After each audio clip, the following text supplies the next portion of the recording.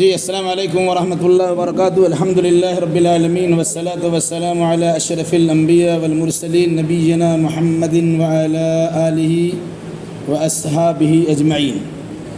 اعوذ باللہ من الشیطان الرجیم. بسم اللہ الرحمن الرحیم. هل اتاک حدیث الغاشیہ وجوہ یومئذ خاشعہ. اس سورہ کا نام ہے سورۃ الغاشیہ.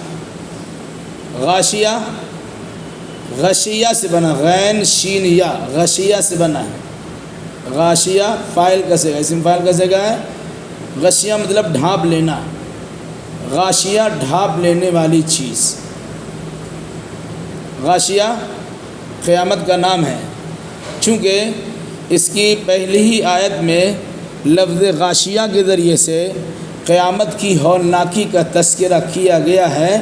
اسی مناسبت سے سورہ کا نام سورۃ الغاشیہ رکھا گیا. یہ سورہ مکی ہے اور مضمون سے اندازہ ہوتا ہے کہ دعوتی دور کے ابتدائی ایام میں اس سورہ کا نزول ہوا ہے. اس سورہ کا مرکزی مضمون ہے قیامت کی ہولناکی کا تذکرہ، اور پھر قیامت کے دن انسان کے دو قسموں میں تقسیم ہونے کا ذکر.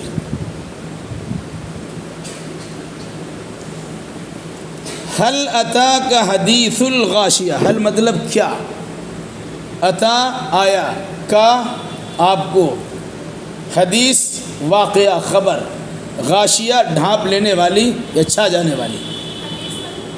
حدیث مطلب بات، حدیث کا مطلب بات، واقعہ، قصہ، کہانی. فجعلناہم احادیث، ہم نے اس کو کہانی بنا دیا. حل اتاک، کیا آئی آپ کے پاس، حدیث الغاشیہ ڈھانپ لینے والی یا چھا جانے والی چیز کی بات، چھا جانے والا واقعہ کی خبر.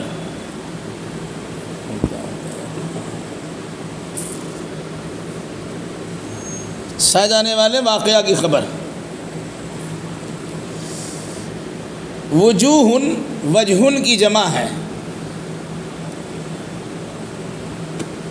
جس کا معنی ہوتا ہے چہرہ. وجوہ چہرے. یومئذ اس دن، خاشیہ، خشا، خاش شین عین. خشا کا معنی ہوتا ہے جھکنا، پست ہونا، ذلیل ہونا.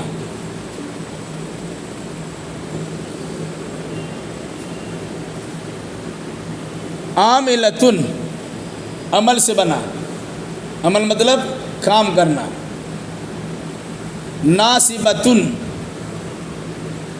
نصب، نون صاد با نصب، تھک جانا.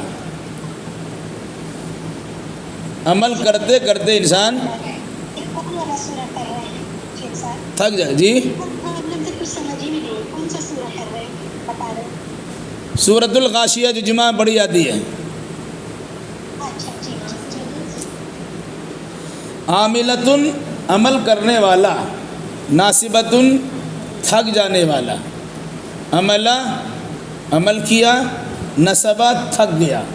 اسی سے فاعل ہے، اسم فاعل کا صیغہ ہے. تسلا داخل ہوگا یا ڈالا جائے گا، داخل ہوگا. نارن آگ، حامیتن گرم، آگ تو گرم ہوتی ہے، دہکتی ہوئی آگ.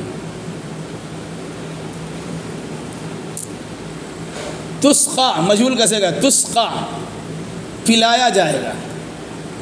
سقا اس کی معنی ہوتا ہے پینا. تسقا پلایا جائے گا.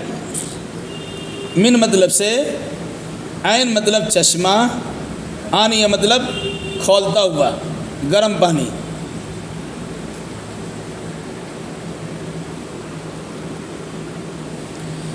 لیس لہم طعام الا من ضریع. لیسا نہیں، لہم ان کے لیے، طعام کھانا، الا مگر، من مطلب سے زری، جھاڑ والا، جھاڑ جھنکار والا نہیں. ہاں طعام مطلب کھانا، لہم ان کے لیے. ایک بات سنیے اور اس کے بعد لکھیے، سب الگ الگ پوچھیے تو ماتھا ادھر ادھر چلا جائے گا. لیسا نہیں، لہم ان کے لیے، طعام کھانا، الا مگر، زری کانٹا دار، جھاڑ جھنکار. لا یسمن نہیں موٹا کرے گا، ولا یغنی من جو اور نہ دفع کرے گا من جو بھوک کو. اس کھانے سے انسان نہ موٹا ہوگا نہ اس کی بھوک مٹے گی.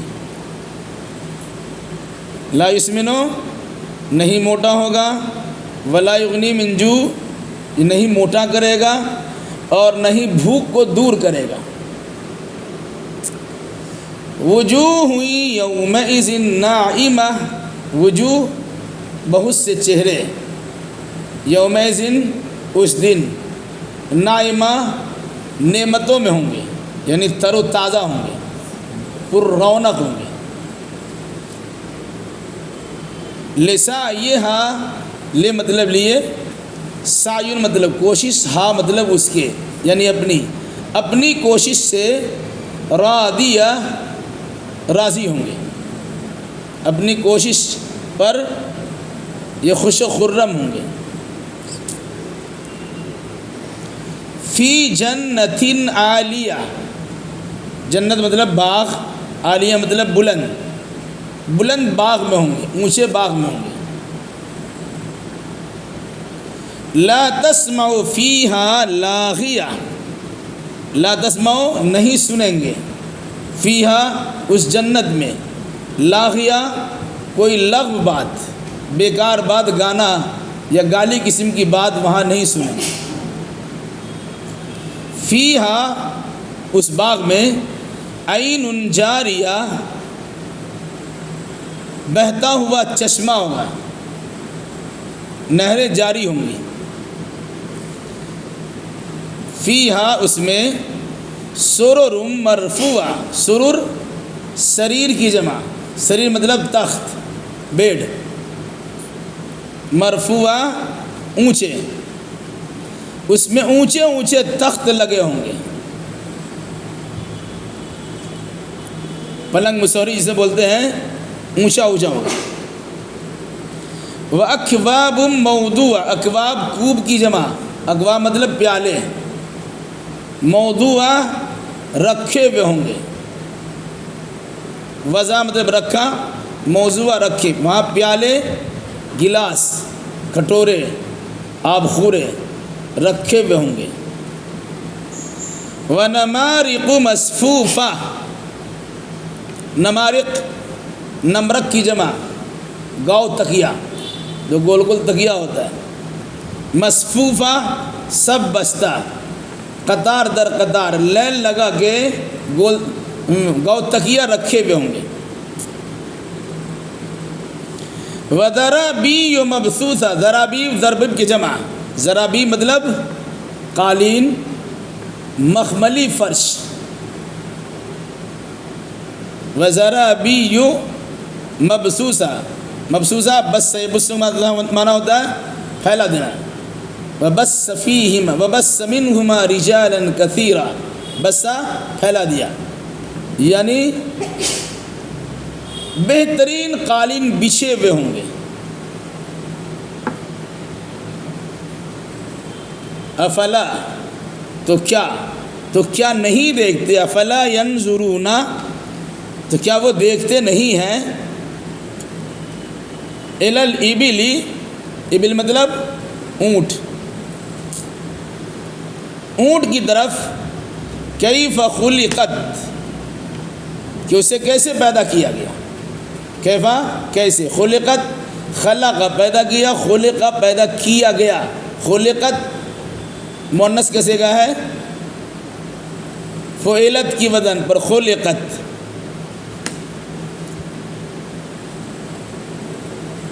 وَإِلَى السَّمَاءِ كَيْفَ رُفِعَتْ، اور آسمان کی طرف، یعنی کیا وہ دیکھتے نہیں آسمان کی طرف؟ کیف رفعت، کیسے اسے بلند کیا گیا۔ رفع مطلب بلند کرنا، اونچا کرنا، اسی سے رفع الیدین، دونوں ہاتھوں کو اٹھانا، اسی سے مرفوع القلم، جو انسان پاگل ہو اس کا ماتھا کام نہیں کرتا ہے، اللہ کیا اس پر سے قلم اٹھا لیا گیا، یعنی اس کے گناہ پر اس کی پکڑ نہیں ہوگی، اس کو کہتے ہیں مرفوع القلم۔ اسی سے رفع مطلب اٹھایا، رفعت کیسے اٹھایا گیا آسمان کو۔ وَإِلَى الْجِبَالِ كَيْفَ نُصِبَتْ، کیا وہ دیکھتے نہیں پہاڑ کی طرف کیسے انہیں گاڑا گیا، نصب کرنا، گاڑ دینا، جمع دینا۔ وَإِلَى الْأَرْضِ، اور کیا وہ دیکھتے نہیں زمین کی طرف؟ ابل مطلب اونٹ، سما مطلب آسمان، جبال مطلب پہاڑ، ارض مطلب زمین۔ کیف سطحت، سطح یتو یستوں کا معنی ہوتا ہے بچھا دینا، کیا دیکھتے نہیں زمین کی طرف انہیں کیسے بچھایا گیا ہے۔ فذکر، بس آپ نصیحت کیجئے، انما بے شک، انت آپ، مذکر نصیحت کرنے والے، یاد کرانے والے، لستا نہیں آپ، علیہم ان پر، بے مسیطر داروغہ، اب ان پر داروغہ نہیں ہے کہ زبردستی منوا لیجیے۔ الا مگر، من جو، تولا منہ پھیر لے، وکفر اور کفر کر دے، نہیں آپ ان پر داروغہ مگر جو انسان منہ پھیر لے اور کفر کرے، کافر ہو جائے۔ تو یعذبہ اللہ العذاب الاکبر، پس یعذبہ عذاب دے گا اس کو، اللہ اس کو عذاب دے گا، العذاب الاکبر، بڑا عذاب۔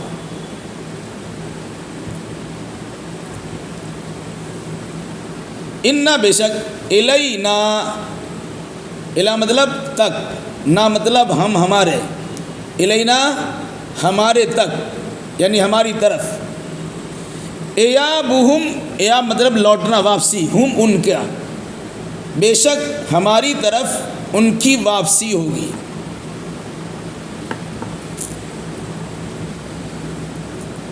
ثم پھر، انا بے شک، علینا، علا نا، اصل میں وہ علا نا، ہم پر، بے شک علینا ہمارے ذمے، ہم پر، حسابہم ان کا حساب ہے۔ ہو گیا لفظی معنی؟ اب آئیے، هل اتاک حدیث الغاشیہ، کیا آپ کے پاس چھا جانے والے واقعہ کی خبر پہنچی ہے؟ یعنی کیا آپ کے پاس قیامت کا علم آیا ہے؟ اس سے مراد یا تو اللہ کے نبی صلی اللہ علیہ وسلم ہے، یہ ہر بندہ، ہر انسان، چاہے مومن ہو کافر، اس سے اللہ تبارک و تعالیٰ خطاب کر کے کہتا ہے، کیا تمہارے پاس چھا جانے والے واقعہ کی خبر پہنچی ہے؟ یعنی یقیناً پہنچ چکی ہے، یعنی قیامت کا تذکرہ حضرت آدم علیہ السلام سے چل رہا ہے، اور اللہ کے نبی صلی اللہ علیہ وسلم کرتے رہے، اللہ کے نبی صلی اللہ علیہ وسلم کر رہے ہیں، آدم سے لے کے تمام نبیوں تک، یہاں تک کہ محمد الرسول اللہ صلی اللہ علیہ وسلم تک تمام نبیوں نے قیامت کی خبر دی ہے۔ مطلب کیا آپ کے پاس، اے انسان، کیا تمہارے پاس چھا جانے والی چیز کی خبر پہنچی ہے؟ یعنی قیامت کی خبر پہنچی ہے؟ ہاں پہنچی ہے۔ تو جب خبر پہنچی ہے تو اس دن کے بارے میں کیا جانتے ہو؟ اس طرح جانو، اس دن انسان دو طرح کے ہوں گے۔ پہلا، وجوہ یومئذ خاشعہ، اس دن بہت سے چہرے جھکے ہوئے ہوں گے، ڈرے سہمے ہوئے ہوں گے، یا ذلیل و خوار ہوں گے۔ خشع کا معنی تب ہوتا ہے، خاشین عین، ذلیل ہونا، پست ہونا، جھک جانا، ڈرا اور سہما ہوا ہونا۔ اس دن بہت سے چہرے ڈرے ہوئے اور ذلیل و خوار اور سہمے ہوئے ہوں گے۔ ظاہر سی بات ہے، جو انسان مجرم ہوتا ہے وہ عدالت کے سامنے سر جھکا کے رہتا ہے، پتہ نہیں کیا ہمارے بارے میں فیصلہ ہوگا، ہم کہیں جیل میں نہ چلے جائیں۔ عاملۃ ناصبہ، بہت سے چہرے عمل کرتے کرتے تھکے ہوئے ہوں گے۔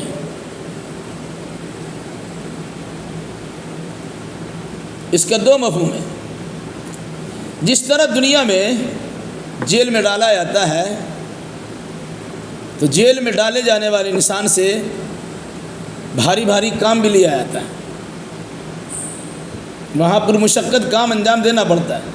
کسی کو بولتا ہے کھیت جوتو، کسی کو بولتا ہے اینٹا اٹھاؤ، اس کی سخت سے زیادہ اس کے بدن پہ بوجھ ڈالا جاتا ہے، وہاں پہنچاؤ۔ تو اندر کام بھی ہوتا ہے، اس کام کے نتیجے وہ انسان تھک جاتا ہے، لیکن تھکنے کے بعد بھی عذاب جہنم سے بچ نہیں سکے گا، جیل کے عذاب سے بچ نہیں سکے گا، اس کو تکلیف ہوگی۔ اسی طریقے سے کل قیامت میں کچھ انسان کو جب جہنم کی طرف ڈالا جائے گا، اس پہ بوجھ لاد دیا جائے گا، لے کے چلو، تو بوجھ اٹھاتے ہوئے تھکے ہوئے ہوں گے، اس کے باوجود یہ جہنم کے آگ میں جلیں گے۔ دوسرا مفہوم یہ ہے کہ اس دنیا میں بہت سے لوگ عمل کرنے والے ہوں گے، بظاہر لگے کہ بڑے اچھے اعمال کرتے ہیں اور تھکا دینے والے اعمال کرتے ہیں، اتنی عبادت کرتے ہیں کہ اپنے جسم کو تھکا لیتے ہیں، رات بھر سوتے نہیں ہیں، ہاتھ میں چابک اور رسی لیے کھڑے رہتے ہیں کہ اگر نیند آئے تو مارنا پیٹنا شروع کر دیں۔ ایسے لوگ بھی ہیں۔ ایک ہاتھ میں قرآن لیے ہوئے، ایک پیر پہ کھڑا ہے اور قرآن کی تلاوت کر رہا ہے۔ پانی کے اندر آدمی ہے اور اس طرح قرآن لے کے پڑھ رہا ہے یا دعا کر رہا ہے، تو اپنے بدن کو انسان تھکاتا ہے۔ مراد کیا ہے؟ عاملۃ ناصبہ، عمل کرتے کرتے تھکے ہوئے ہوں گے۔ چونکہ یہ اعمال ان کے کتاب و سنت کے مطابق نہیں ہوں گے، اس لیے یہ اعمال انہیں جہنم سے بچا نہیں سکیں گے۔ دنیا میں خواہ اپنے آپ کو تھکایا اور اپنے آپ کو پریشانی کے اندر مبتلا کیا۔ شیطان نے ان کے برے اعمال کو خوشنما بنا دیا، نفس کشی کو اور اپنے آپ کو تکلیف دینے کو اسے اچھا سمجھا دیا کہ جتنی تکلیف دیں گے اتنا اچھا رہے۔ آج بھی بہت سے لوگ نماز پڑھتے ہیں، ایسا کھڑا ہوتے ہیں، دونوں پاؤں کو سٹا کھڑا ہو گیا، وہ زیادہ دیر کھڑا ہی نہیں رہ سکتا جب تک کہ نارمل جگہ لے کر کھڑا نہ ہو۔ پھر جو اس کے بیٹھنے کا انداز ہوتا ہے اس میں بھی زیادہ دیر تک بیٹھ نہیں سکتا۔ علاوہ اس کے روزہ پر روزہ رکھتا چلا جا رہا ہے، جبکہ سوم وصال ہے، ایک دن روزہ ایک دن افطار ہے۔ بہت سے لوگوں کو شوق ہوتا ہے ہم مستقل روزہ رکھیں۔ کچھ بزرگوں کے بارے میں انسان سناتا ہے، واقعات کہانی بتاتا ہے کہ مسلسل 8 سال تک کچھ کھائے پیے نہیں۔ کسی کے بارے میں کہتا ہے کہ انسان فلاں بزرگ کے بارے میں سنا گیا، ان کی کتاب پڑھا گیا، 12 سال انہوں نے تپسیا کیا، پھر 12 اس پہاڑ پہ تپسیا کیا، پھر 12 سال اس جگہ تپسیا کیا، یعنی 36 سال تک وہ اپنے آپ کو تکلیف میں ڈالتے رہے۔ تو اس انداز کی جو اعمال ہے بظاہر لگتے ہیں کہ اللہ کو خوش کرنے کے لیے، چونکہ ان عملوں پر اللہ کے نبی صلی اللہ علیہ وسلم کی سنت نہیں موجود ہے، اس مناسبت سے وہ اعمال صحیح ثابت نہیں ہو سکیں گے۔ انہی اعمال کی طرف اشارہ کرتے ہوئے کہا عاملۃ ناصبہ، بہت سے چہرے عمل کرتے کرتے تھکے ہوئے ہوں گے، تصلی نارا حامیہ، پھر وہ دہکتی ہوئی آگ میں ڈالے جائیں گے۔ ایک انسان عبادت نہیں کرتا ہے جہنم میں جا رہا ہے، سمجھ میں آتا ہے، لیکن ایک انسان عبادت کر کے جہنم میں جا رہا ہے، یہ بڑی محرومی کی بات ہے۔ عبادت آدمی اتنا ہی کرے جتنا کرنے کی سکت اور طاقت ہے، لیکن سنت رسول کے مطابق کرے، ایمان و عقیدے کے ساتھ کرے۔ اگر کوئی انسان بغیر عقیدہ کے، بغیر ایمان کے اچھا عمل کیا، بالکل صحیح عمل کیا، اللہ کے نبی صلی اللہ علیہ وسلم کی سنت کے مطابق کیا، لیکن اس کے پاس ایمان نہیں ہے، یا وہ انسان شرک کے اندر مبتلا ہے، تو مشرک انسان کا کوئی عمل اللہ کی بارگاہ میں مقبول نہیں ہوتا۔ قرآن نے ایک جگہ پر 18 نبیوں کا نام لے کے تذکرہ کیا ہے۔ کتنے؟ 18 نبیوں کا نام لے کے تذکرہ کیا اور کہا وَلَوْ أَشْرَكُوا لَحَبِطَ عَنْهُمْ مَا كَانُوا يَعْمَلُونَ، اگر یہ تمام لوگ شرک کر دیں گے تو ان کے بھی اعمال اکارت و برباد چلے جائیں گے۔ گویا نبیوں کے اعمال بھی صحیح سالم نہیں رہ سکتے، بلکہ ایک جگہ اللہ نے اللہ کے نبی صلی اللہ علیہ وسلم کو مخاطب کرتے ہوئے کہا لَإِنْ أَشْرَكْتَ لَيَحْبَطَنَّ عَمَلُكَ وَلَتَكُونَنَّ مِنَ الْخَاسِرِينَ، اے نبی اگر آپ نے بھی شرک کر دیا تو آپ کے بھی اعمال اکارت و برباد چلے جائیں گے اور آپ نقصان اٹھانے والے ہو جائیں گے۔ ایک انسان سنت کے مطابق عمل کرتا ہے لیکن اس کا عقیدہ اور ایمان درست نہیں ہے، وہ اللہ کے ساتھ کسی کو شریک کر دیتا ہے، شریک کیا سارے اعمال برباد ہو گئے۔ تیسری بات یہ ہے عاملۃ ناصبہ سے مراد یہود و نصارہ ہے۔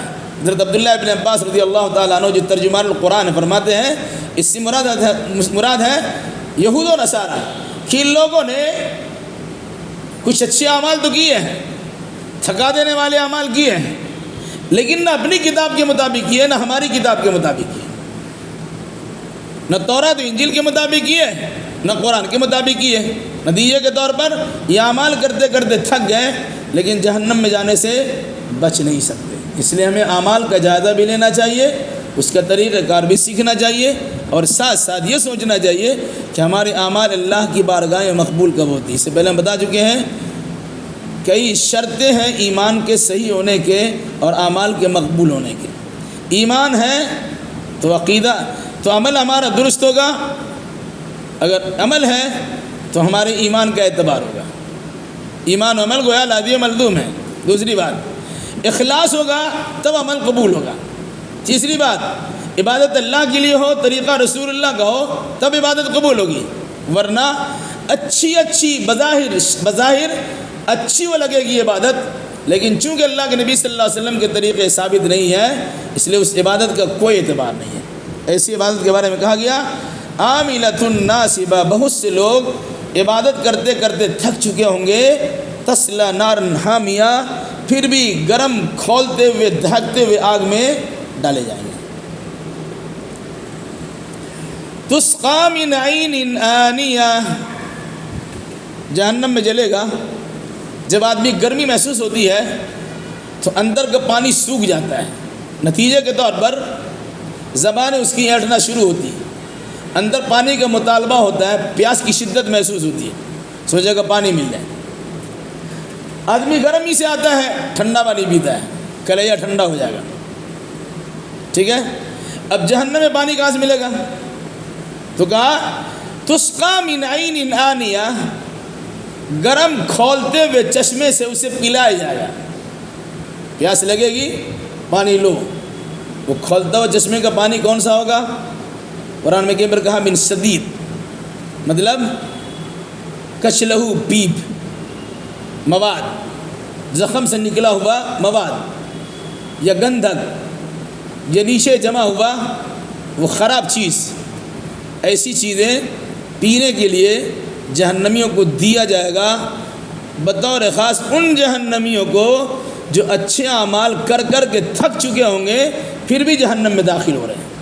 اس لیے ہمیں غور کرنا چاہیے، اچھے اعمال ہمیں سنت رسول کے مطابق کرنا ہے، تبھی اللہ کی ہم بچ سکتے ہیں عذاب سے، ورنہ اچھے اعمال کر کے بھی بچ نہیں سکیں گے۔ ویسے وہ عمل اچھا ہو ہی نہیں سکتا ہے جس میں کتاب و سنت کی مہر لگی ہوئی نہ ہو۔ لیس لہم طعام الا من دری، بھوک لگے گی کھانا چاہیے۔ انسانی پیٹ کو اللہ نے اس طرح بنایا، پیاس لگے تو پانی چاہیے، بھوک لگے تو کھانا چاہیے۔ پانی پینے کے لیے کچلہو وغیرہ، پیپ وغیرہ، گرم کھولتا ہوا پانی کا نظام کر دیا گیا قرآن کے مطابق۔ آدمی پیے گا اور پیچھے سے اتڑی سمیت وہ چیزیں گل کر باہر نکل جائے گا، اتڑی تک کو گلا دینے والا گرم پانی ہوگا، کھولتا ہوا پانی ہوگا۔ اللہ رحم فرمائے۔ لیس لہم طعام الا من دری، نہیں ہوگا ان کے لیے کھانا مگر جھاڑ جھنکار، کانٹے دار درخت، کانٹے دار پھل۔ اسی قرآن نے کہا شجرۃ الزقوم، زقوم کا درخت جو اس کا پھل ہوتا ہے دھتورا کی طرح کا پھل ہوتا ہے، پھل ہی کانٹا دار ہوتا ہے۔ تو نہیں ہوگا ان کے لیے کھانا مگر کانٹے دار درخت کا پھل یا کانٹا دار پھل۔ لا یسمن ولا یغنی من جوع، یہ کھانا نہ اس کو موٹا کر سکے گا نہ اس کی بھوک کو مٹا سکے گا۔ آدمی شوق سے کھاتا ہے، چاہت سے کھاتا ہے، تھوڑا ہی کھایا اس کی بھوک مٹ جاتی ہے، زیادہ کھاتا ہے موٹا بھی ہو جاتا ہے۔ یہ کھانا جتنا بھی کھا لے، نہ اس کھانے سے انسان موٹا ہوگا نہ اس کی بھوک مٹے گی۔ یہ کھانا جو دھتورا قسم کا پھل ہوگا یا کانٹے دار پھل ہوگا، اولاً تو نہیں کھا سکے گا۔ لا یاکل الا الخاطئون، قرآن کہتا ہے نہیں کھائے گا مگر گناہ گار۔ کھانا نہیں چاہے گا لیکن زور زبردستی پیٹ کے بھوک کی شدت کو بجھانے کے لیے کسی طریقے سے کچھ بھی ڈال لیں، سوچے گا کم سے کم کچھ تو فائدہ ہو جائے، لیکن اس سے نہ اس کی بھوک مٹے گی نہ موٹا ہوگا، اور پانی پینے کے بعد اس کی پیاس بھی نہیں بجھے گی۔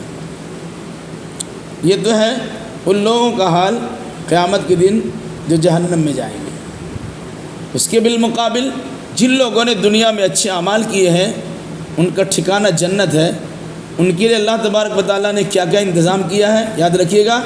قرآن میں جو جنت کا تذکرہ ہوتا ہے وہ صرف انسان کو سمجھانے کے لیے، ورنہ جنتی کسی چیز کو اس دنیاوی زندگی میں سمجھ ہی نہیں سکتے، کیونکہ وہاں کی ساری چیزیں ہمیشہ کی ہے، اور دنیا کی ساری چیزیں بہت جلد ختم ہو جانے والی چیزیں۔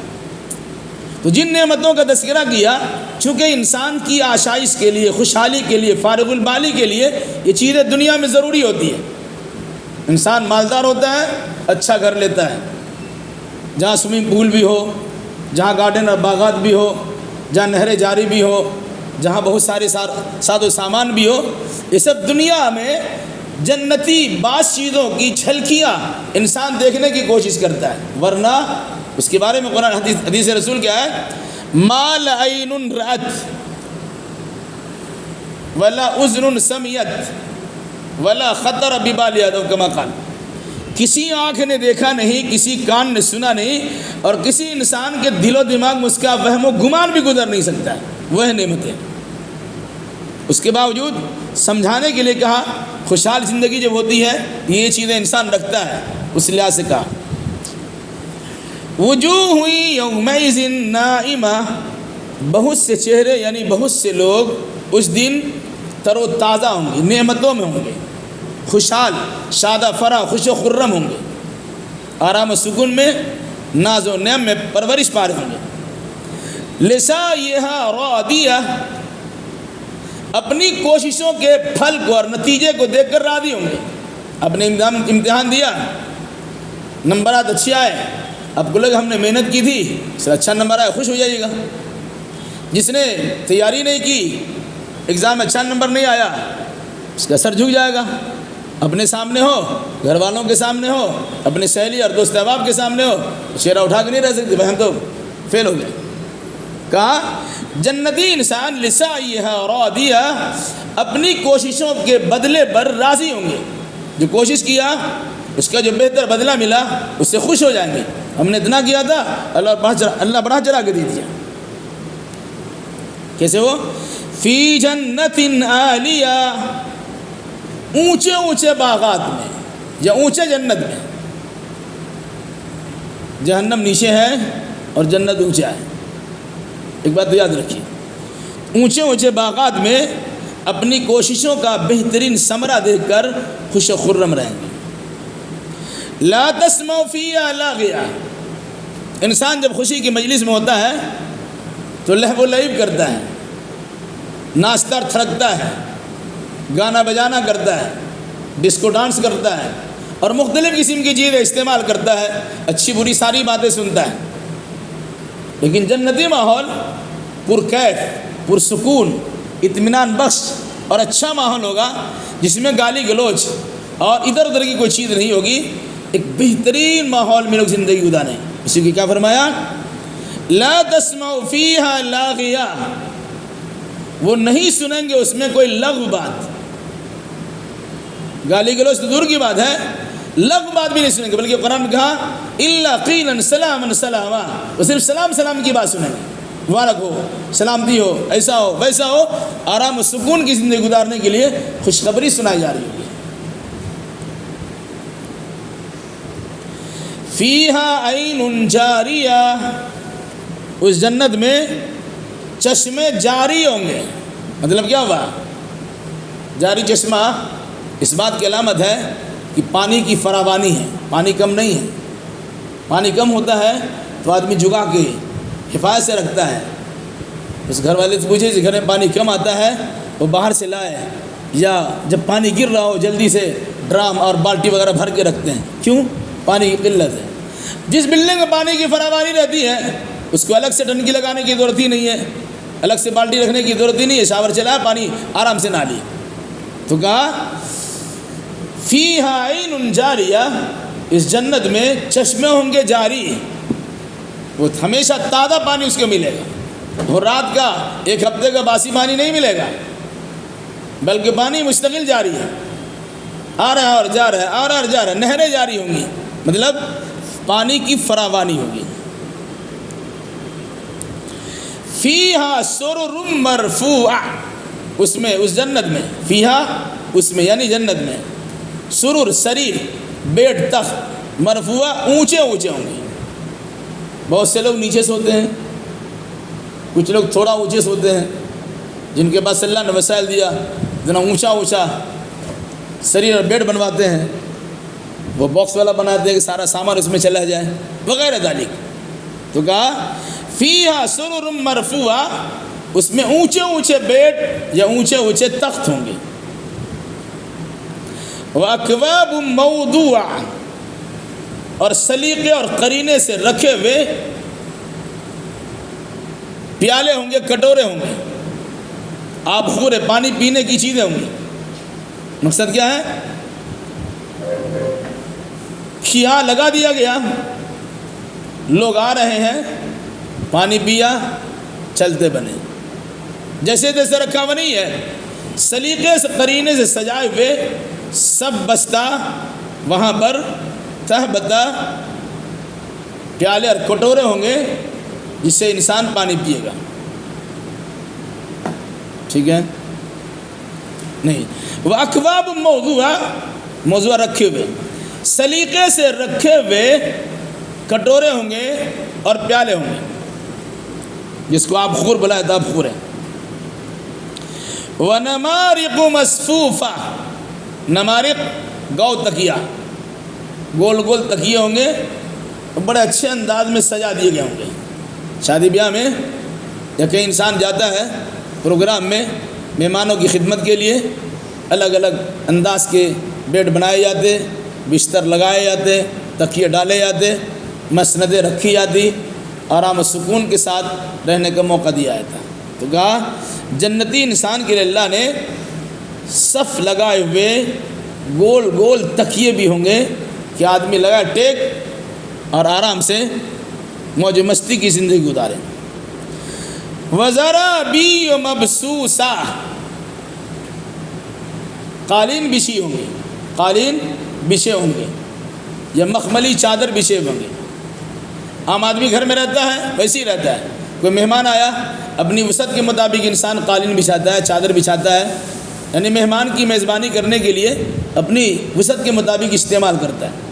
جب انسان اپنی وسعت کے مطابق اپنے مہمان کی میزبانی کرنے کے لیے اس طرح کے انتظامات کرتا ہے تو رحمان اپنے نیک بندوں کی میزبانی کے لیے کیسے کیسے انتظامات کرے گا، اندازہ لگا لیجیے۔ اس کی چھوٹی سی جھلک بیان کی گئی، ورنہ جنتی نعمتوں کی کوئی مثال ہی نہیں ہے۔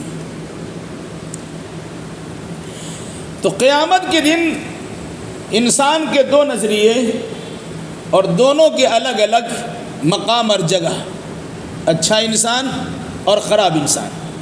خراب انسان کے لیے جہنم ہے، اچھے انسان کے لیے جنت ہے۔ لیکن جنتی اور جہنمی بننا میدان محشر میں نہیں ہے، آپ کو دنیا ہی میں بننا ہوگا۔ یہیں آپ جنتی بن سکتی ہیں اور یہیں آپ جہنمی بن سکتی، کیونکہ عمل یہی کرنا ہے، اسی عمل کا بدلہ وہاں دیا جائے گا۔ وہاں کوئی ایسا عمل انسان نہیں کرے گا کہ جس کے نتیجے میں جہنم میں چلا جائے یا جنت میں چلا جائے، نہیں، جو دنیا میں ہم نے اچھے برے اعمال کیے ہیں اسی عمل کے نتیجے میں وہاں فیصلہ ہوگا۔ تو ہم کو جنتی یا جہنمی یہی بننا ہے۔ اللہ نہ کرے ہم جہنمی بنے، ہم میں سے ہر ایک کو اللہ تعالیٰ جنت میں جگہ دے، آمین۔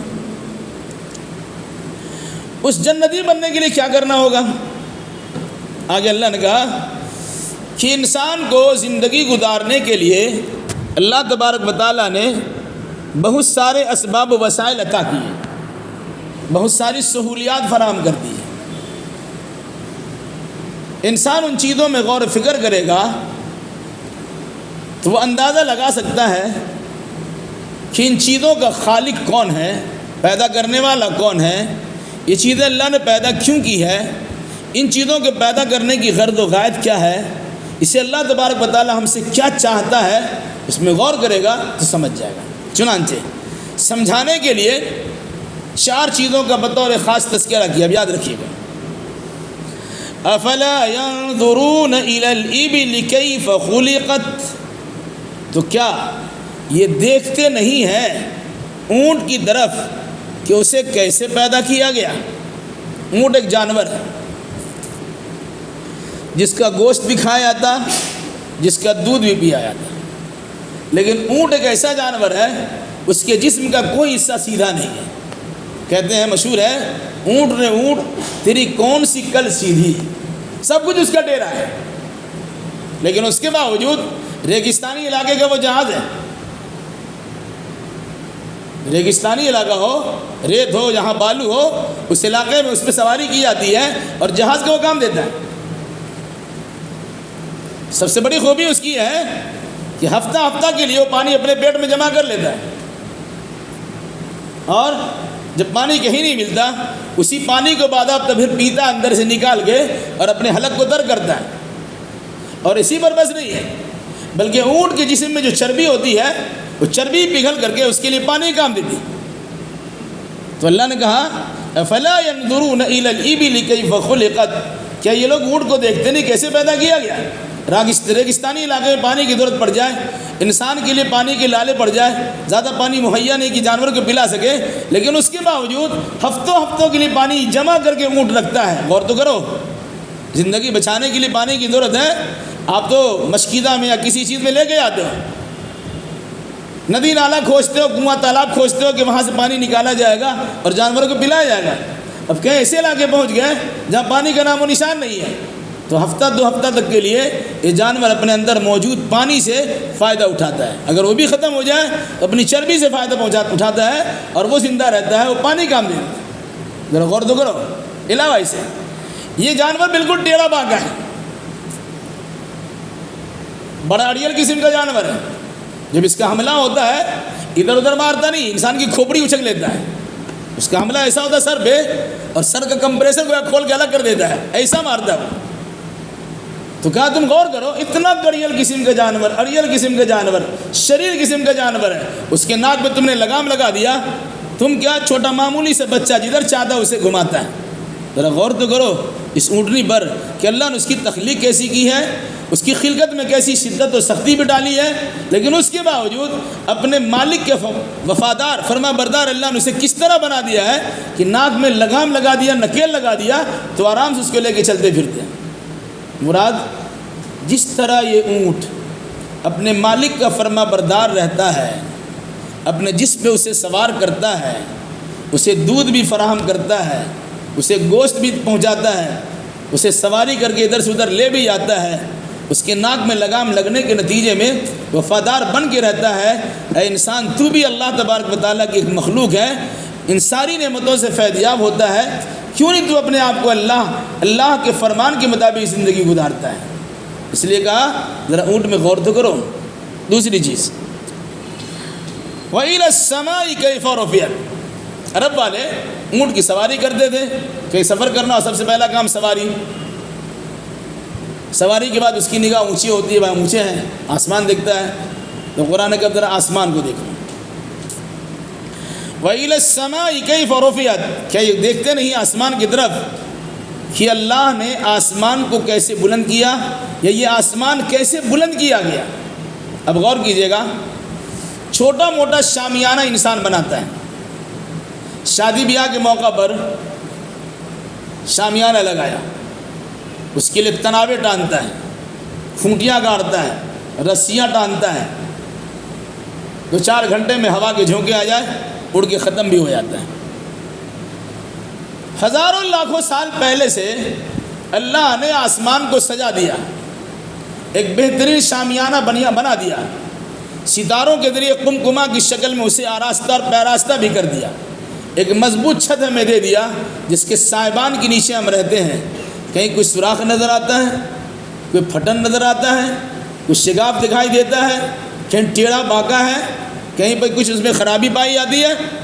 قرآن کہتا ہے سورہ ملک میں، دیکھو اور بار بار دیکھو، فرجع البصر هل ترى ثم ارجع البصر كرتين ينقلب اليك البصر خاسئا وحسير، دیکھو پھر دوبارہ دیکھو، بار بار دیکھو کہ آسمان جسے دیکھتے ہو کہ کوئی کھونٹا کھمبا نہیں ہے، بالکل آپ کے اوپر میں شامیانہ کی طرح ہے، هل ترى من فطور، اس میں کوئی شگاف ہے، کوئی بٹن سوراخ ہے نہیں ہے۔ تو کہا آسمان میں دیکھو، انسان جب اونچا ہوتا ہے بلندی بھی نگاہ ڈالتا ہے، تو اللہ کی اس بلند آسمان پہ دیکھو جو اللہ کی مخلوق ہے، پتہ چلے گا کہ اللہ تبارک و تعالیٰ نے اس مخلوق کے ذریعے سے آپ کو کس چیز کا درس دیا۔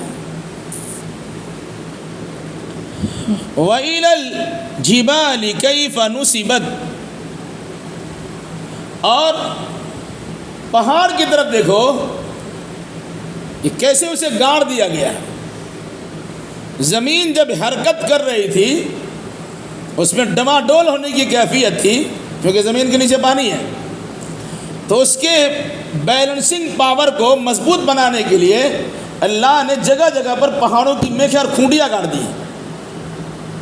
تو پہاڑ پہ غور کرو، کبھی کبھی دیکھو کہ پہاڑ سے پانی رستا ہے، کبھی دیکھو کہ پہاڑ کی بلندی سے پتھر کو ٹکڑا گر رہا ہوتا ہے، آخر یہ کیا چیز ہے؟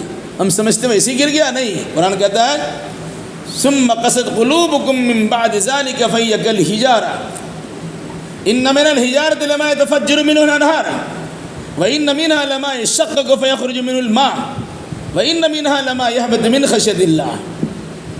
بعض پہاڑ ایسے ہیں جس سے پانی رستا ہے، چشمہ پھوٹتا ہے، بعض پہاڑ کا سینہ شق ہوتا اور پانی نکلنا شروع ہو جاتا ہے، جسے زندہ پہاڑ کہا جاتا ہے، اور بعض پہاڑ ایسے ہیں جس کی چوٹی سے پتھر کا ٹکڑا گرتا ہے اور سطح زمین پر چلا جاتا ہے۔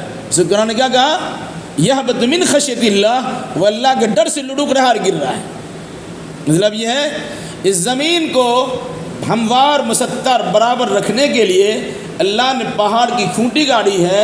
اس پہاڑ کو دیکھو جو وہاں سے پانی گرتا ہے وہ اللہ کی یاد میں آنسو بہاتا ہے، جو پانی اور چشمہ نکلتا ہے وہ در حقیقت اللہ کے ڈر سے اس کا کلیجہ شق ہوتا ہے، جو اس کے ٹکڑے نیچے گرتے ہوئے نظر آتے ہیں وہ در حقیقت اللہ کے فرمان کے مطابق ڈرتے ہوئے اللہ کی بارگاہ میں سجدہ کر رہا ہوتا ہے۔ تو قرآن نے پہاڑ میں غور و فکر کرنے کی دعوت دی۔ پھر کہا وَإِلَى الْأَرْضِ كَيْفَ نُصِبَتْ وَإِلَى الْأَرْضِ كَيْفَ سُطِحَتْ، اب زمین کو دیکھیے، جو زمین بچھائی گئی، کیسے بچھائی گئی، جس پہ آپ رہتے ہیں، جوتتے اور کوڑتے بھی ہے، کسان کاشتکاری بھی کرتا ہے، غلہ جات وہاں سے نکالتا ہے، کوئی نہریں نکال رہا ہے، کوئی مکان بنا رہا ہے، کوئی دوڑ دھوپ کر رہا ہے، کوئی کھیل کا میدان تیار کر رہا ہے، یہ دھرتی اللہ کی ہے، اس میں انسان سارے کارنامے انجام دیتے، ذرا غور فکر تو کرو کیسے اللہ تبارک و تعالیٰ نے بچھایا ہے، جبکہ اس کے نیچے بالکل پانی ہے اور اس پانی پہ یہ زمین بچھی اور پھیلی ہوئی ہے۔ تو انسان سواری پہ چڑھتا ہے، اکڑتا ہے۔ آج کے دور بھی انسان دیکھتا ہے بہترین قسم کا گاڑی لیا، وہ کال اٹھا کے زندہ رہتا ہے، دوستوں کے سامنے تذکرہ کرتا ہے ہم نے BMW گاڑی لی، فلاں گاڑی لی ہے، وغیرہ وغیرہ۔ اونچا ہوا تو کہا، اللہ نے کہا ذرا آسمان کو دیکھو، یہ گاڑی کس نے بنائی ہے؟ تمہارے انجینئر نے بنایا، صلاحیت کس نے دی ہے؟ اسے کل پرزے کے سامان کہاں سے تیار ہوئے ہیں؟ اس میں غور کرو، آسمان کی بلندی دیکھو، صحرائی سفر کرتے ہو، دارجلنگ، شملہ اور کشمیر جاتے ہو، یا اس قسم کے دیگر مقامات پہ پہنچتے ہو، پہاڑی علاقہ تمہیں دکھائی دیتا ہے، کہیں سرسبزی و شادابی نظر آتی ہے، کہیں پہاڑ سے رشتے میں پانی دکھائی دیتے ہیں، کہاں کہیں بھی وہاں سے گرتا ہوا ٹکڑا نظر آتا ہے۔ پھر زمین پہ دیکھو تو مختلف قسم کی زمین ہے، کہیں لال مٹی ہے، کہیں کالی مٹی ہے، کہیں بھوری مٹی ہے، کہیں انداز کی مٹی ہے، کہیں بالکل سخت مٹی ہے، کہیں کڑیل مٹی ہے، کہیں کاشتکاری کے لائق مٹی ہے، کہیں شوریدہ مٹی ہے جس کا کوئی کاشت کی چیزیں نہیں ہو سکتی ہے۔ ان چیزوں میں غور و فکر کرو، کیوں؟ یہ سب اللہ کی دی ہوئی نعمتیں ہیں جس کے سارے تمہاری زندگی گزرتی ہے۔ تو یہ چیزیں بتائی جاتی ہیں، اس میں غور کیجئے اور اس کے خالق کی پہچان حاصل کیجئے۔ پھر فرمایا فذکر انما انت مذکر، ہے نبی آپ نصیحت کیجئے، آپ صرف نصیحت کرنے والے ہیں، زبردستی منوانے والے نہیں ہیں۔ لوگوں کو سمجھا دیے، سمجھا دیے، پڑھا دیے، بتا دیے، مان لیں گے تو فائدہ ہوگا، نہیں مانیں گے اس کا نقصان ہوگا۔ لست علیہم بمسیطر، آپ اس پر دروگا نہیں ہے، اسے مجبور نہیں کر سکتے، ماننا ہی ہوگا۔ اس لیے قرآن کہتا ہے لا اکراہ فی الدین، دین کے معاملے میں زور زبردستی نہیں ہے، آپ پیغام پہنچا دیجئے، ماننا نہ ماننا اس کا کام ہے۔ اور اس آیت کے غلط مفہوم لوگ لیتے ہیں، یہ ایمان کے بارے میں ہے، مسلمان کسی غیر مسلم کو ایمان لانے پر مجبور نہیں کر سکتے، لیکن جو مسلمان ہو چکا ہے اس مسلمان کو اسلامی قانون پر عمل کرنے کو مجبور کیا جا سکتا ہے۔ جس طرح آپ نے کسی اسکول اور کالج میں نام لکھایا، اس کے قانون کو فالو کرنا آپ کے لیے ضروری ہے، دوسرے اسکول کو فالو مت کیجیے، لیکن آپ کے قانون کے مطابق، آپ کے اسکول کے مطابق یونیفارم ضروری ہے تو کرنا ضروری ہے، جو کام دیا اس کو کرنا ضروری ہے۔ تو اگر اسلامی اسکول میں آپ نے نام لکھا لیا، اسلامی سارے احکام کی پابندی کرنا آپ کے لیے ضروری ہے۔ اگر نماز نہ پڑھیں گے ٹھکائی ہو سکتی ہے، روزانہ رکھیں گے مار پیٹ کے نکالا جا سکتا ہے، زکوٰۃ نہیں دیں گے آپ سے جنگ کی جا سکتی ہے، حج نہیں کریں گے تو آپ کو کفر کا فتویٰ لگ سکتا ہے وغیرہ ذالک۔ کیوں؟ آپ اسلامی اسکول میں داخل ہو چکے ہیں۔ لوگ کہتے ہیں اسلام میں زور زبردستی نہیں، زبردستی نماز مت پڑھوائیے۔ گارجین کی ذمہ داری اپنی بیوی کو، اپنے بچے کو نماز پڑھائے، بیوی کی ذمہ داری اپنے شوہر کو نماز پڑھائے، اپنے بچوں کو نماز پڑھائے، اس میں سختی بھی کرے، کھانا بھی بند کر سکتے ہیں، اس کا بستر بھی الگ کر سکتے ہیں، اسے گھر سے نکالا بھی آ سکتا ہے۔ اس آیت کا غلط مفہوم لینا کہ زور زبردستی اسلام میں نہیں ہے، اسلام میں زور زبردستی کسی غیر مسلم کے لیے نہیں ہے۔ اب اسلام میں آپ آ چکے ہیں تو آپ پر زبردستی کی جائے گی، آپ بے پردہ نہیں رہ سکتی ہے، اب بے حجاب نہیں گھوم سکتی ہے، اب بدتمیزیاں نہیں کر سکتی ہے، اب گھومنا پھرنا خواہ نہیں کر سکتی، بلکہ اسلام کے دائرے میں رہ کر آپ کو سارا کام کرنا ہوگا۔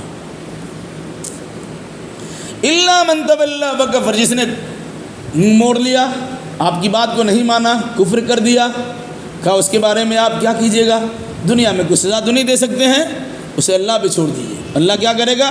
فَيُعَذِّبُهُ اللَّهُ الْعَذَابَ الْأَكْبَرَ، اللہ تبارک و تعالیٰ اسے سخت عذاب دے گا، بڑا عذاب دے گا۔ بڑا عذاب جہنم کا عذاب، قبر کا عذاب سے سلسلہ شروع ہوگا، محشر کا بھی عذاب ہوگا، اور اخیر میں تو جہنم کا عذاب تو بڑا ہی عذاب ہے۔ ان الینا ایابہم، کوئی انسان کہے گا کہ مر کے تو مٹی مل جائیں گے، پھر عذاب کیا مانا؟ عذاب کیا مانا؟ اللہ کہتا ہے نہیں، مر کے مٹی میں نہیں ملو گے، دنیا میں آئے ہم نے بھیجا، اسی مٹی سے ہم نے پیدا کیا، منہا خلقناکم وفیہا نعیدکم ومنہا نخرجکم تارۃ اخری، ہم نے اسی مٹی سے تم کو پیدا کیا ہے، اسی مٹی میں تمہیں ہم داخل کر رہے ہیں، اور دوبارہ ہی سے ہم اٹھائیں گے۔ اٹھ کے اللہ کی بارگاہ میں جانا۔ اسی قرآن نے کیا کہا؟ ان الینا ایابہم، یقیناً ہمارے پاس ان کی واپسی، ان کا لوٹ کر آنا ہے۔ انسان اللہ کی پکڑ سے بچ نہیں سکتا ہے، جنات اللہ کی گرفت سے بچ نہیں سکتا ہے، بلکہ یہ ذمہ دار مخلوق ہے، اللہ کی بارگاہ میں ان کو حاضر ہونا ہے۔ پھر کیا ہوگا؟ ثم ان علینا حسابہم، پھر ہمارے ہی ذمہ ان کا حساب لینا ہے، ہم بلا کے ہی چھوڑ دیں گے تھوڑے، بلکہ حساب ہی لیں گے۔ اب اگر کسی کا کڑا حساب لیا گیا تو پھنس جائے گا، پوچھ گچھ کیا گیا تو پھنس جائے گا، پرشش کی گئی تو پھنس جائے گا، سوال جواب کیا گیا تو پھنس جائے گا۔ بس گزرنا ہی آسان حساب لینا ہے، اس لیے ہم کہتے ہیں اللہم حاسبنی یا اللہم حاسبنا حسابا یسیرا، اے اللہ ہمارا حساب آسان لینا۔ فرمایا ثم ان علینا حسابہم، پھر ان کا حساب ہمارے ذمہ ہے۔ دنیا میں جیسی بھی زندگی انسان نے گزاری ہے، اچھی بری، انہیں آزادی دی گئی تھی، مرنے کے بعد اللہ کی بارگاہ میں حاضری ہوگی، اللہ تبارک و تعالی حساب لے گا، جو جنت کے لائق ہوگا اسے جنتی بنائے گا، جو جہنم کے لائق ہوگا اسے جہنمی بنائے گا۔ جہنمی کے اوصاف بدلائے گئے، تسلا نارا حامیہ تسقی من عین آنیہ لیس لهم طعام الا من ضریع لا یسمن ولا یغنی من جوع۔ پھر جو انسان اچھے اعمال کے، جن کے اعمال کی قبولیت ہوگی، جنت میں جائیں گے، ان کے لیے قرآن نے کیا کہا؟ وجوہ یومئذ ناعمہ لسعیہا راضیہ فی جنت عالیہ لا تسمع فیہا لاغیہ فیہا عین جاریہ فیہا سرر مرفوع واکواب موضوع ونمارق مصفوفہ وزرابی مبثوثہ۔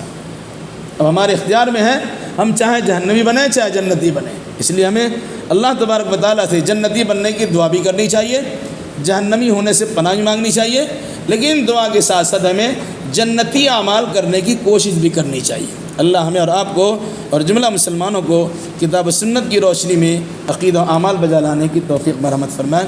اقول قولی ھذا واستغفر اللہ لی ولکم ولسائر المسلمین وآخر دعوانا ان الحمد للہ رب العالمین۔ السلام علیکم ورحمۃ اللہ وبرکاتہ۔